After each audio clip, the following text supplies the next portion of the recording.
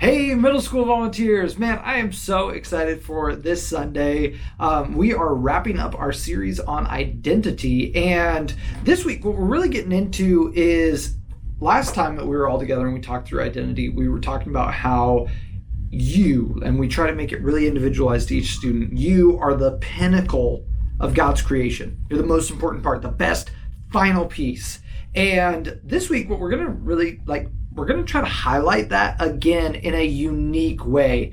And we're going to focus in on the feeling of embarrassment. And we're going to talk a little bit about, moments that we've been embarrassed, times that you've been embarrassed about something, and how in middle schoolers get so hyper fixated on being a part of the group that things about them that are unique often feel embarrassing.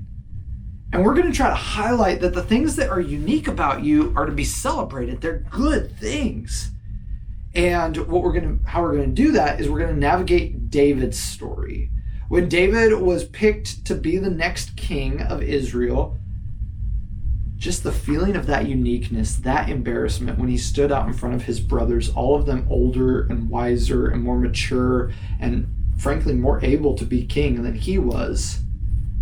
And yet God used that uniqueness. And we're going to tie that moment to when David writes Psalm 139 saying, "You knit me together in my mother's womb. You made me exactly this way."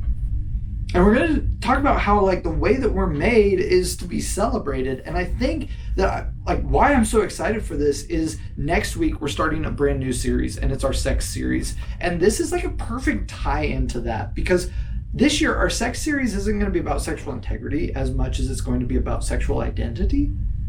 And this idea that God made me on purpose and designed me is going to be something that we're going to tie this thread through that whole series. It's going to be constantly coming back up. So I'm really, really excited for everything that's going on. A couple of things that I want to make sure that are on your radar. First off is we have Mix coming up in June. Now that winter camp is behind us, summer camp is officially ahead of us. It's the last day of June and the first 3 days of July. And I would love to invite you to this. This is something that the students pay for your entrance as well. So you're completely free. It's a weekend away with our middle schoolers in Antelope, Oregon. And so you can ask me what that's like, ask any questions about it to me, or you can ask Caleb and Martina. Both of them have gone. They can tell you all about it, what it's like, what the level of involvement is like, and all that good stuff. But I would love for you to join us. If you've got the ability to take a couple of days off, that would be amazing, and I would love for you to join us.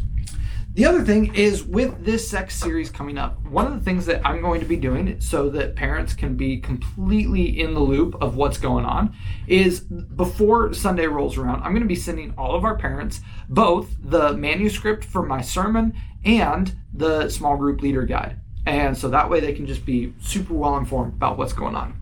So what that means is, if you ever have a parent that comes up to you and has any sort of issues or has given you any heat or any flack or anything like that, please direct them to me. I want you to only ever have the good aspects of working with parents.